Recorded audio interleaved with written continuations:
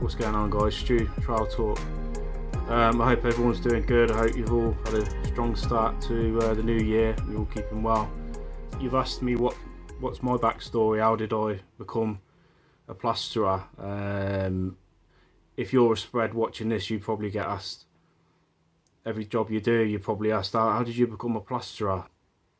And a lot of you have asked me. A lot of the learners and the beginners have asked on the group and also on YouTube, what's your backstory and how did you become a spread yourself?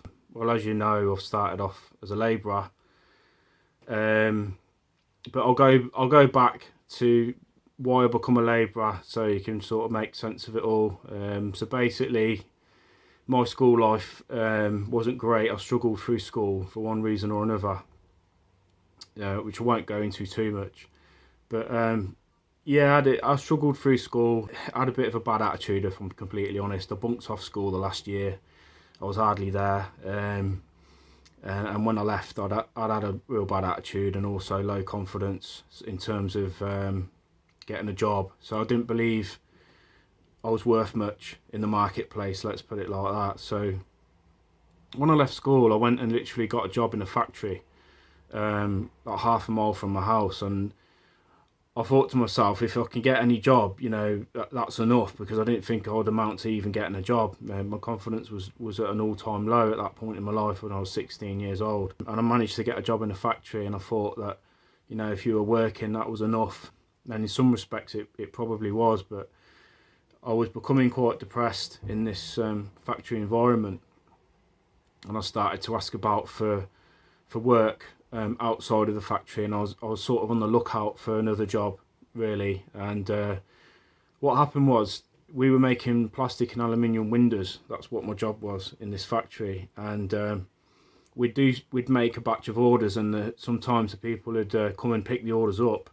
And we'd do a lot of orders for small local builders. The builders would turn up in their shorts and t-shirt, whistling away.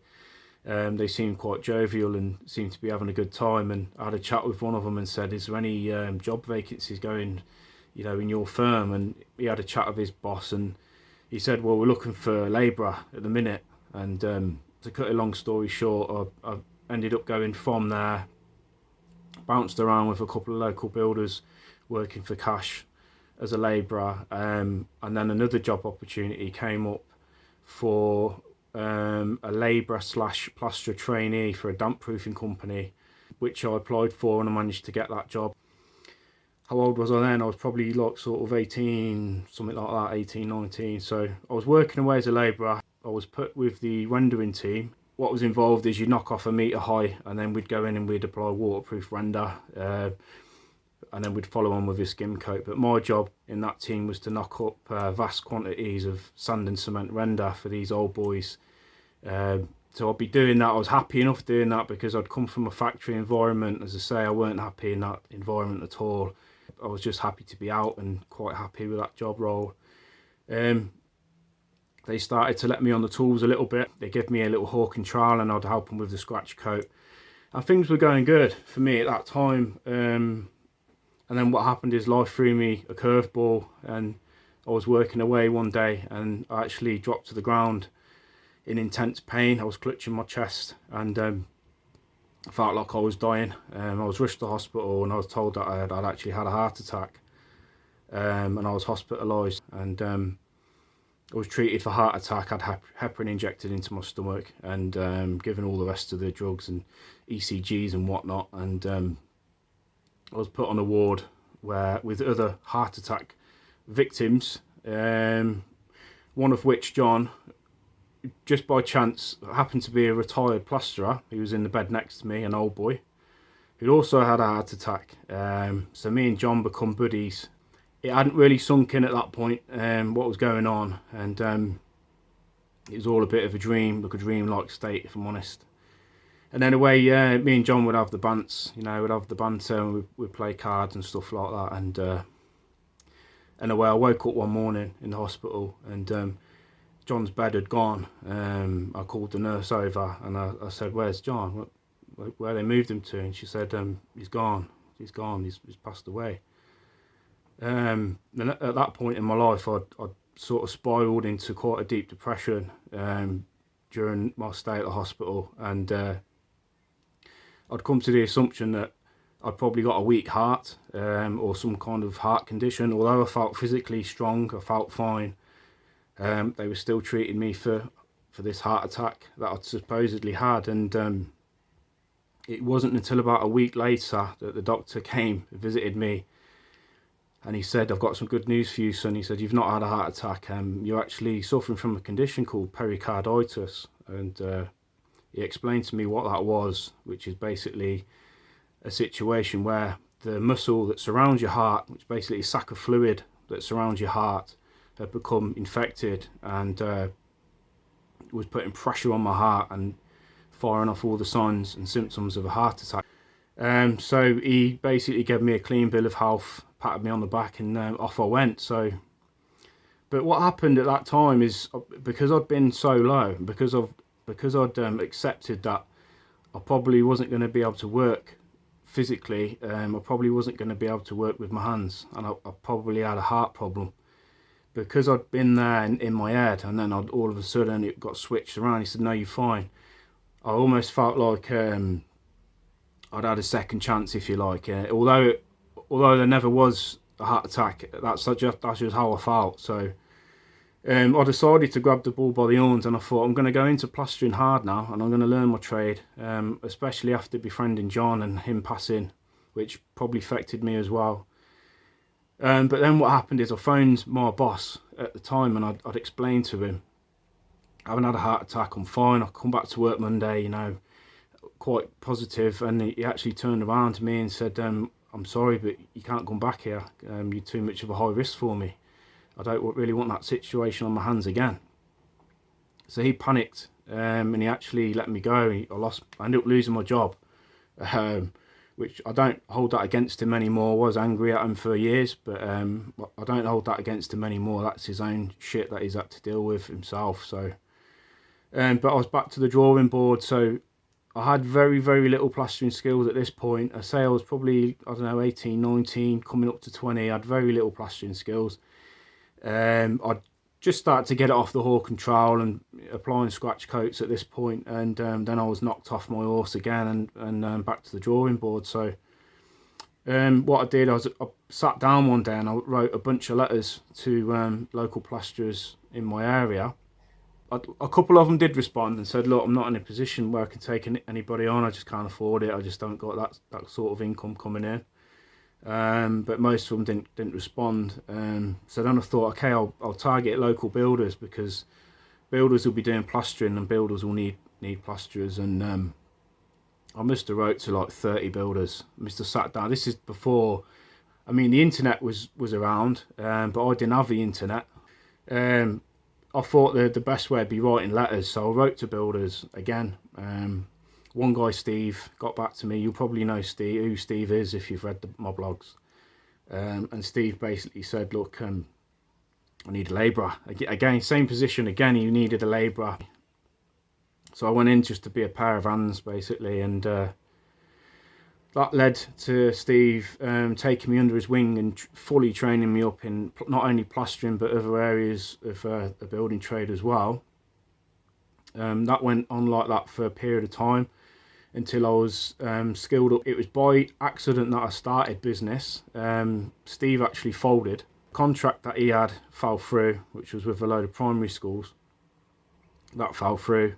He had to let me go, and then I was already set up as self-employed anyway. So my foot was halfway in the door anyway, and I thought, I'm already set up, I might as well start looking for some agency work and stuff like that. So I bounced about doing some agency work. I did some site work. I got messed around with money, as we all do. So I thought to myself, I'm going to focus on the domestic side of it. And I spent probably a decade working as a domestic plasterer and just trying to build my name up. And in my head, I didn't feel like I was a real plasterer, if you like, because I'd missed the boat when I was a young lad, and I didn't get that opportunity to do a proper apprenticeship, if you like, and get my papers. I always felt a little bit like I didn't deserve it and I weren't a real plasterer, although it's total bollocks. It's a piece of paper at the end of the day, but for me, my own reasons, I wanted to get that MVQ and I wanted to become qualified. So I was working as a plasterer for around a decade before I looked at becoming qualified, and what happened was I found a company that specialises in on-site qualifications for tradesmen that have got 10 years or more experience in their trade, but they haven't got the qualification. And I got in touch with this company, and what they did, they came out and did an on-site assessments, and which involved multiple visits and paperwork and things like that. And I was able to get my MVQ2 in solid plastering by doing on-site testing. So that's how I become qualified, and since then I've just been trying to build my name up in the local area. The reason I feel so passionately about passing down skills and helping the young lads that are up and coming is because of obviously my own experience that I've just explained to you, and also it is extremely hard for a young lad to get in with a one-man band, to get in with a sole trader, just because of the money situation. So there are plasterers that are earning enough to be able to take on an apprentice, but most aren't, and that's one of the key issues. And it all boils down to keeping their nose above water and surviving, but not thriving. And that's one of the key areas in Trial Talk that I'm going to be focusing on in the up and coming months, years on the group. We're looking at possibly putting together some kind of coaching program for you guys that are looking to transition from employee to business owner. Most of this stuff is a head game, and when we learn our trade, the focus is on these. It's on hand skills, it's on tools, it's on the processes and the methods that are involved in plastering walls and the materials used and stuff like that. But when you want to go solo and start your own business, there's no business skills there. There's no business skills training. So the misconception is if you're a good plasterer and if you can plaster a wall to a very high standard, then you'll automatically make a good business owner. You can start a business that plasters walls, and that there's nothing further from the truth, to be honest. It's a completely different set of skills that you need if you want to start a plastering business and work for yourself. It's a totally different set of skills, and it's a process. So the same process that you've used when you've learnt your plastering, step-by-step processes in order to get to where you are, it's the same with business. And if you're anything like me, my reasons for going out on my own were, I can earn more money. There's idiots out there that are working for themselves, and if they can do it, I can do it.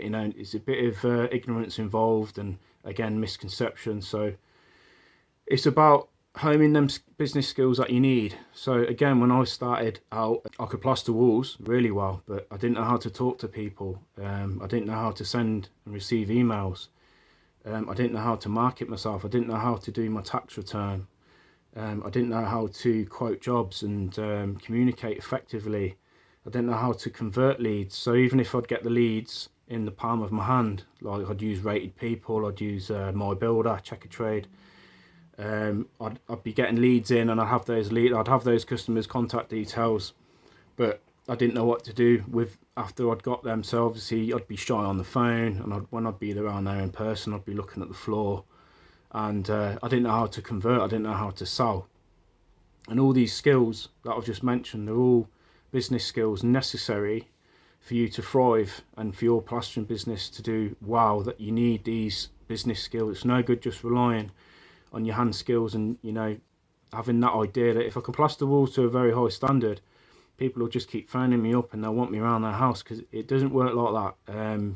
You do need the communication skills, you do need the people skills in place if you want to do well in business, because 90% is going to be sales, it's going to be marketing, it's going to be your bookkeeping and your tax, and there's so much involved. It would be silly of you to not learn some of these skills. Don't make the same mistakes I did, is what I'm saying to you. So I just wanted to fire this video off, give you my backstory, because you've asked a few times and I've not done it, and I've been trying to figure out the best way to explain why I've firstly, why was I a labourer? Because that gets asked a lot. Why are you a labourer? You seem like a smart lad. You know, why did you work as a labourer when you left school? And I might come across as a smart lad, but when it comes to the academic side of things at school and my upbringing and different factors, my confidence, as I say, was low. I was a completely different kid. I couldn't pick up the phone. I couldn't look people in the eye. I didn't know how to speak with people and to sell myself. All these things I've had to pick up and I've had to learn myself. So, and you can do the same thing. You might be working for somebody, you might not have enough skills yet. You might be a labourer, and then you're looking to transition. So you're looking to work for yourself, start your own business and build your own name up and build your own client base up in the local area. If that's something that interests you, if you're looking to move from employee to self-employed, if you're looking to upskill and develop your skills, join Trial Talk Plasterers Help Group, subscribe to this YouTube channel. I've got some stuff coming up in the pipeline. I've had some chats with some influential people that are willing to help and put their thoughts across, people from many different areas of plastering. So we've got members that specialise in clay plastering, spray plastering, airless plastering, machine render spraying, traditional lime, as well as the modern day gypsums and whatnot, which I do and you probably do. So jump on. Plastering's a big trade. You can do well as a plasterer, and there's this misconception of the construction industry and this stigma that it's got. You know, we're trying to change that, and we're trying to you know, reframe the plastering trade on Trial Talk. And you know, we are king of the trades as plasterers, and if you jump on Trial Talk and you scroll through, you'll see why I believe that myself. Anyway, I've rambled on like I normally do. I just wanted to jump on to give you my backstory because you've asked quite a few times and I've not responded, so I thought I'd come and respond to that and give you my story. And again, appreciate you watching it, because we're at 19 minutes now and I've been rambling on. So listen, if you've watched the whole thing, I really appreciate it, and hit the subscribe button and join our group, and I hope to catch up with you soon. Thank you, take care.